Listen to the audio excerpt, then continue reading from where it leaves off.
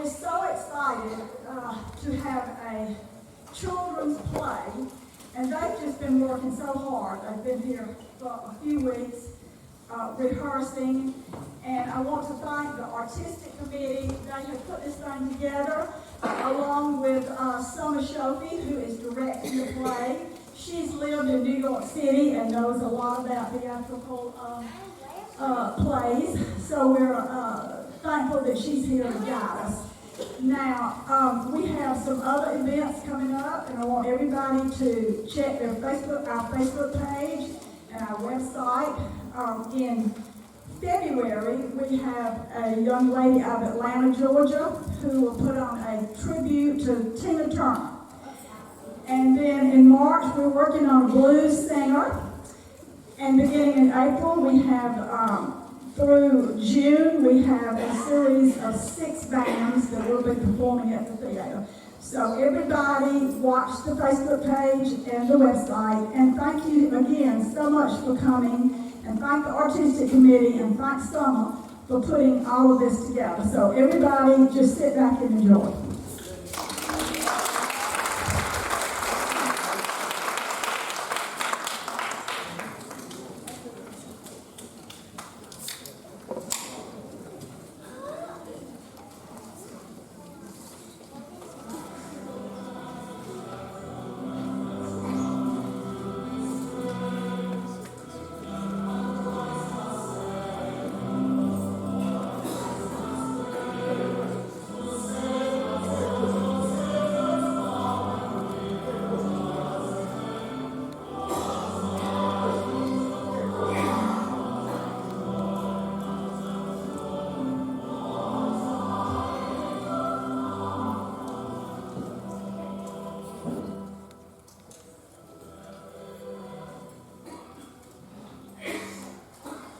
Well, it was Christmas time in London, and there was a man named Ebenezer Scrooge.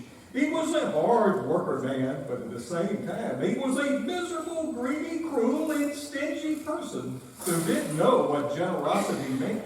A day before Christmas, Scrooge and his clerk, Bob Cratchit, were working in the office. Scrooge, as always, was counting his money, while poor Bob was counting the minutes to go home to his family. I'm so cold in this office, but Mr. Scrooge doesn't want to turn on the heater. He says it is a waste of money. Suddenly, the front door opened and Mr. Scrooge's nephew came inside. Merry Christmas, Uncle! Bah! Christmas is a humbug and a lie. You don't mean that, Uncle. I do. I mean that Christmas is just an excuse not to work. Why should you be happy? You're so poor. Come on, Uncle. And what reason do you have to be sad? You're so rich. Bah! Don't get angry, Uncle. What else can I be when I live in a world of fools such as this? Merry Christmas. What's Christmas time for paying bills with no money? A time for finding yourself a year older and not an hour richer. A time for buying gifts that you can't afford. But, Uncle, Go celebrate Christmas in your own way. Let me celebrate it in mine. but Uncle, I know there are some things that I didn't do, some things that I didn't take advantage of. And one of those things is Christmas. Christmas is the only day when people see people all the time. It's a time of forgiveness, love, and charity. It's a time when people open their hearts to one another. Maybe, Uncle, Christmas doesn't give me a gold or silver coin, but that's good to me. That's why I say, blessed be Christmas. Wow, you're quite a powerful speaker, sir. I wonder why you don't go into Parliament. Don't get angry, Uncle. Come to our house tomorrow. My wife and I are preparing some delicious dinner. You'll be our special guest. Oh, well, thanks, but no. Why, Uncle? Why did you get married? Because I fell in love. Because you fell in love.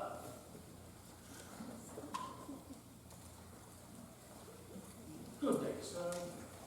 But Uncle, you never come to our house before. We need to find everything that we do. That's not fair. Good day. I'm sorry, Uncle.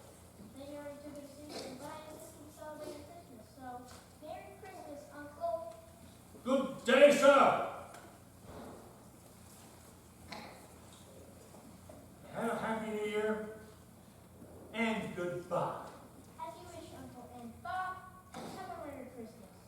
wish the same to you. Goodbye.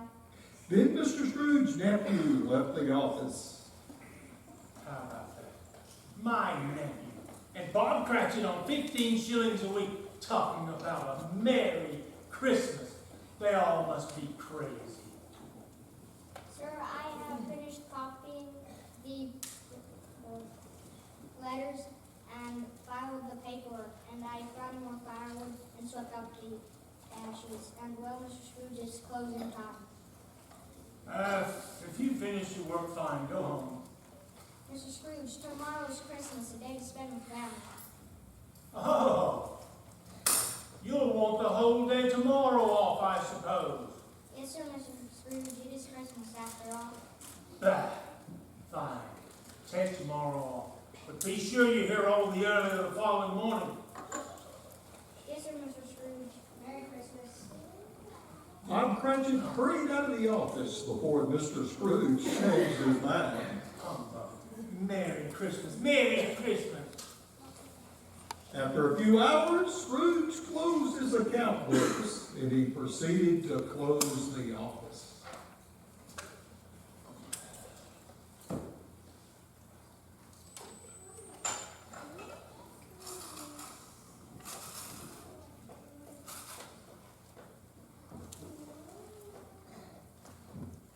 He headed home after a long day.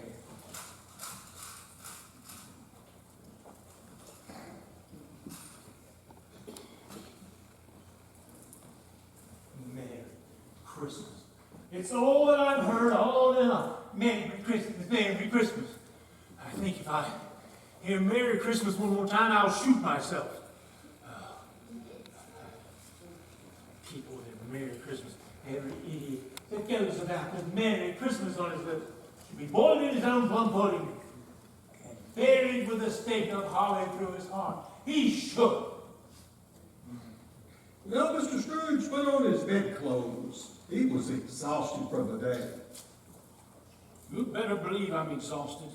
If you had to hear all the Christmas carols I've heard all day, you'd be exhausted too.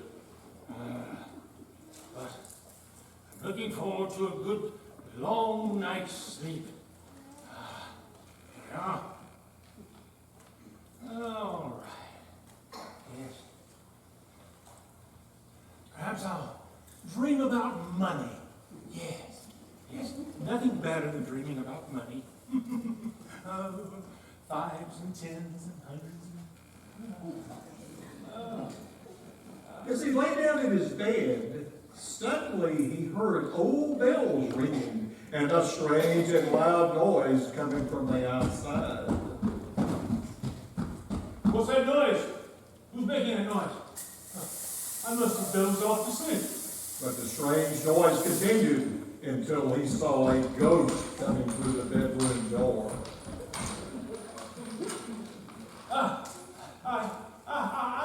I know you. You're old Marley. What do you want with me? I want to walk from you. Do you see these chains? I am chained to my sin. Sins? What sins? You're always a hard worker and a good businessman. Businessman, I took advantage of people. While I was alive, I never learned the value of volunteering. Now I have to wander here, unable to find peace. Hear me, Ebenezer Scrooge. I am here tonight to warn you. You still have the opportunity to change. If you don't, the same fate awaits you. Listen well, Scrooge. 3 spirits will visit you. The first will arrive tonight when the clock strikes 1. The second when the clock strikes 2. The third at the strike of 3. Then the ghost was gone. Scrooge went to bed, shaking in fear, and he fell asleep. Then, when the clock struck 1, Scrooge saw a strange creature beside his bed. Who are you? I'm introducing Christmas past. Get out of bed and come with me. The ghost took Scrooge through a time to a small town, which Scrooge started to remember. He remembered the houses, the church, the river, the bridge, and the people. They cannot see nor hear us. They're the shadows from the past. Then they arrived at a bench where a young boy sits alone.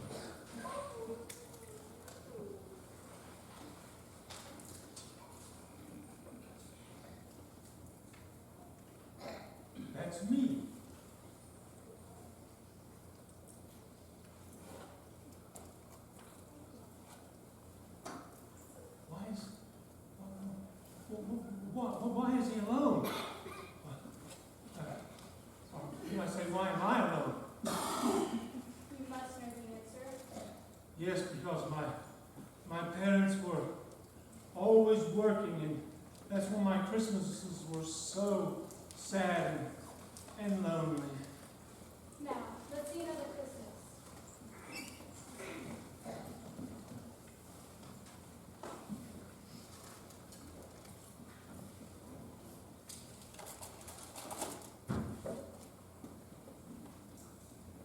Old Scrooge was tortured. It's so. Don't torture me with this, please. Don't blame me. I told you, these are shadows of the things that has been. Take me home. Our time is running out. No, I can't say this. Then they appeared in the garden. Scrooge was now a young man who was sitting beside a bench, beside a lovely young woman. The woman was crying. I can't marry you, Ebenezer. There's something that you love more than me. Nonsense. I love no other woman. That's true. You love money. You love it more than anything. There's nothing wrong in loving money. We got it when we were poor, and when we were happy being poor. Well, I hope you're happy with the life you've chosen. Now, let's see a few years later. The woman ran away from the garden. And a few years later, old Scrooge and the ghost see a young girl playing in the garden. Tell me about Bonnie, Mother. You look wonderful today, sweetie. Is that her daughter? Yes, but she could have been yours. No. Don't torture me. Take me back. And Scrooge makes it back to his own bedroom. He was dazed and confused.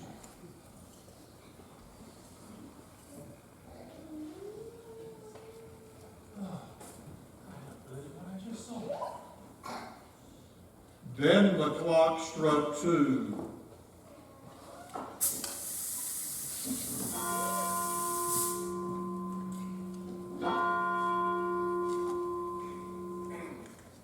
You must be the ghost of Christmas present. Yes, I am. I am the ghost of Christmas present. I have much to show you. Grab onto my robe. Hurry.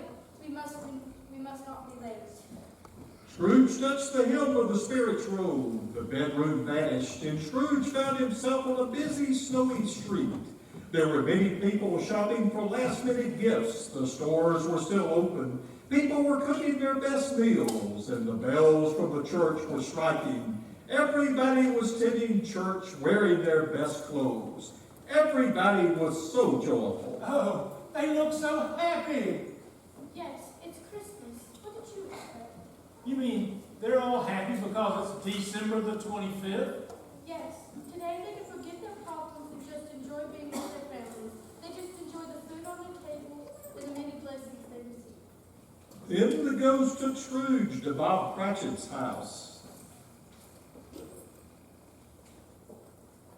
Where are we? And there, standing at the door, the ghost proceeded to bless the house.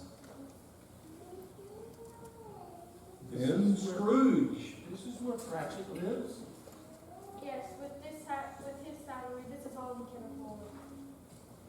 Mr. Scrooge saw Bob Cratchit playing with Tiny Tim.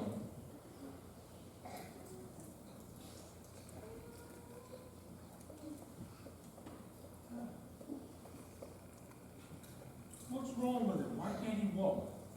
He's very sick.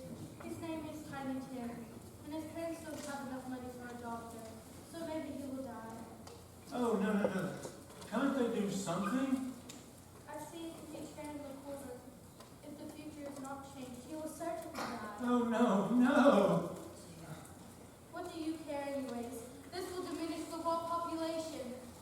At that moment, Scrooge realized that those were his own words, and he felt sorry for himself.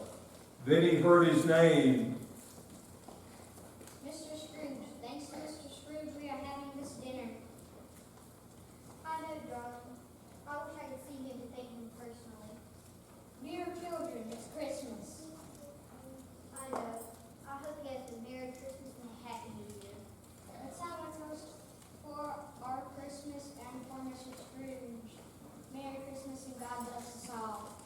Meanwhile, it was getting late.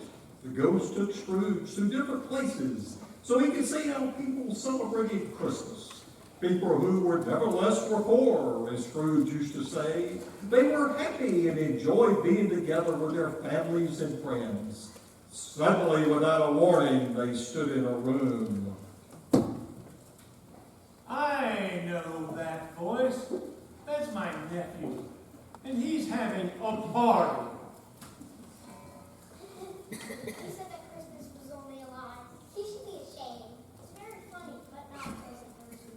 Only that he's very rich. So what, darling? This all confuses. He doesn't do anything with his money. He's incomplete this way because he's busy counting his money.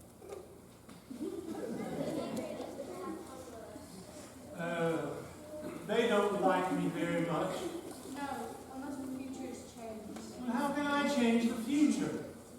Well, the room disappeared and they continued their journey.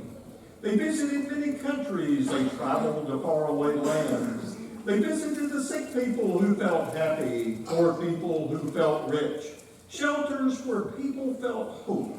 It was so much to learn in just one long night. Then the ghost of Christmas present was gone, and Scrooge found himself once again alone in his bedroom.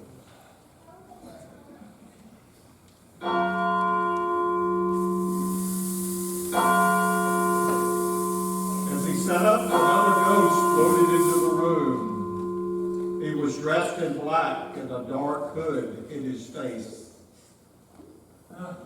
You must be the ghost of Christmas yet to come. You're here to show me the things that will happen in the time that lies before us. Well, the ghost said nothing. He just gestured toward the door.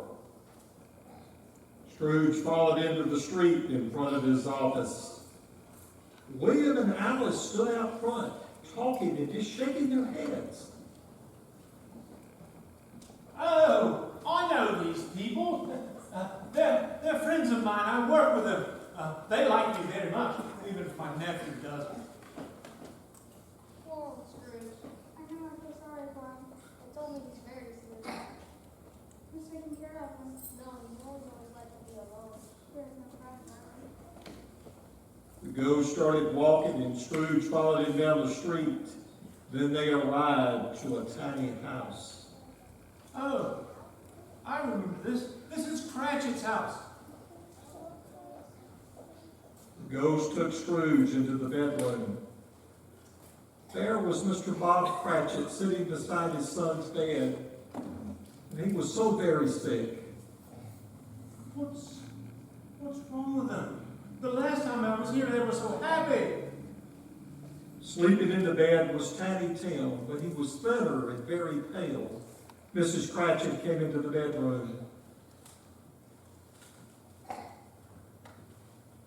Tiny Tim just could say, Mama, Papa. Oh, Papa, please don't leave me. Never, my love. Darling, what are we going to do? Did you ask Mr. Scrooge for help? He can't help us now, but his nephew will help us. I hope it's not too late. What will we do without our tiny Tim?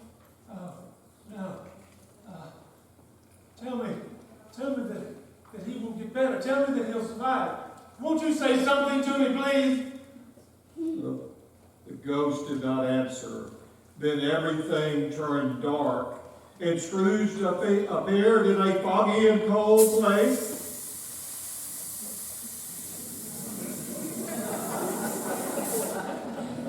This is a cemetery. Why did you bring me here? The ghost showed Scrooge a grave. Before I go near that grave, tell me, are these the shadows of the things that will be? Or maybe only? The ghost did not answer. Then Scrooge went to see the grave. Engraved on the headstone was the name Ebenezer Scrooge. No, Spirit. Tell me this is not going to happen, please. Tell me. I will keep Christmas in my heart. I will honor it. The past and the present and the future shall live within me. I will not shut out the lessons they teach. Tell me that I may sponge away the writing on this stone. In his anguish, he took the ghost's hand, but the ghost rejected him. And now, ladies and gentlemen, we will pause for our intermission.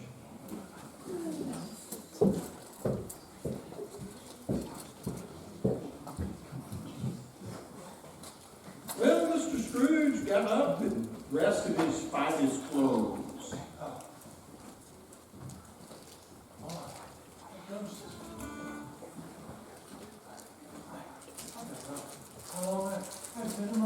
He was ready to start his day. I don't know how long I've been among the spirits. I don't know what day it is. I don't know anything. I don't know anything. I feel like a child again. I want to be a child. And he heard the church bell striking, and he saw a young boy named Baxter in the street, and he shouted, Oh, hey, boy! What day is it today? It's Christmas, sir. Christmas. Christmas morning, I haven't missed it. The spirits have done it all in one night. Of course, I really do one thing. A young man, do you know the baker's at the end of the street? There's a large cake in there. I want you to go and buy it and take it to Bob Cratchit's house. There you are. Some money. But, sir, this is a lot of money. It doesn't matter. Keep the change. Just go and buy the cake. Hurry, hurry, hurry. Yes, sir. Oh, young man. Yes, sir. Merry Christmas. Thank you, sir, and Merry Christmas to you. Well, Mr. Scrooge was feeling really happy and excited. He waved to everybody in the street and treated everybody nicely. Hello, everyone. Merry Christmas. Merry Christmas. Merry Christmas. Oh, hello, young lady. Do me a favor. Take this money. Go and buy you and your friend some Christmas candy. Oh, wow. Thank you, sir. And Merry Christmas. Merry Christmas. Well, when Scrooge reached his nephew's house, well, his nephew was sure surprised to see him. Is it really you? Yes. It is you. I'm so happy to see you. I'm so, You're in the hallway. I'm so glad you invited me. Thank you so much. We're having a time machine. Grab just a second. Oh, good. That's so clean I can see myself.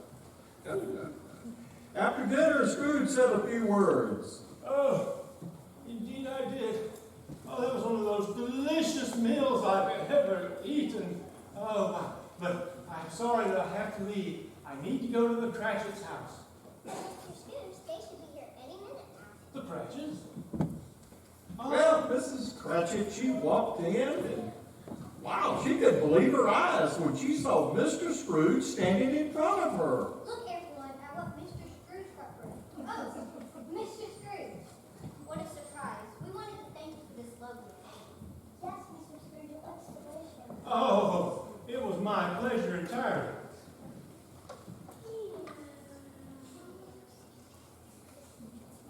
Papa, look who's here. Oh, Mr. Scrooge, how wonderful to see you.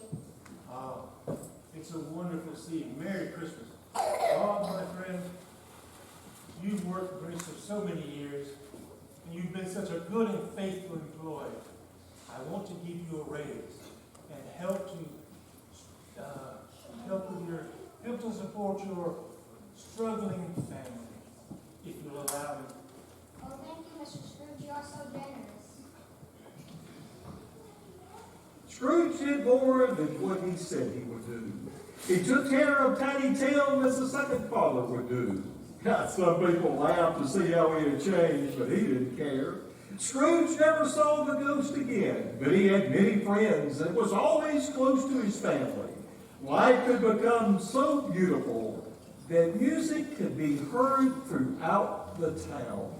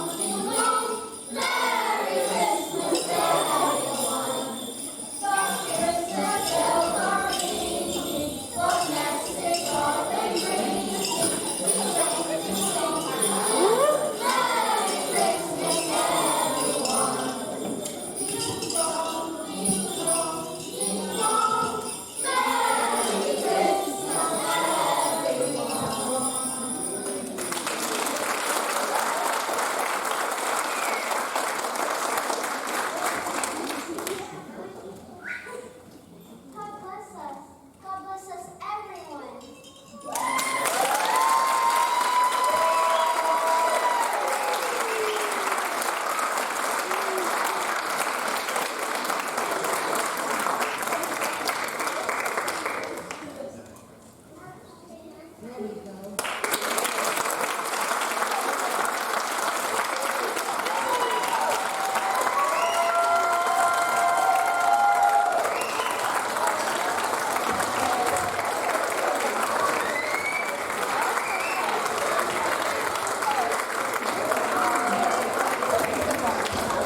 That's why we loved what the children did.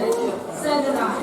So, here we are, and I have to say something, repeat a little bit of what has already been said, but that is to give special recognition and thanks to some of the people who performed with us. The children, of course, were the stars of the show, and they are the future stars of tomorrow. But we also want to, yeah, that's good on that. But in addition, I want to give special recognition to two professionals, David Moreland, who came over from Gage to be our narrator.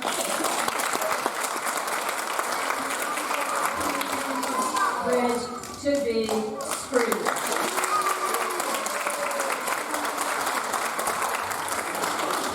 Special thanks to the fabulous crew, the artistic committee, and of course the support of our board members. We don't want to leave out Jolene and for all that she did to help us. Just everyone who had even a little tiny part in helping us put this together.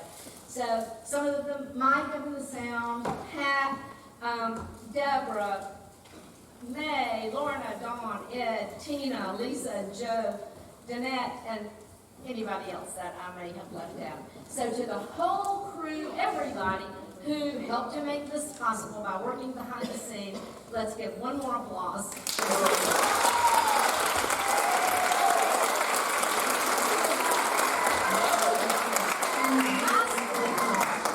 Lastly, and most importantly, I think, we need to stop and pause for a moment because our own hometown girl, where is she? A New York actress, directing her first show at the President Theater. We loved her. She was fabulous.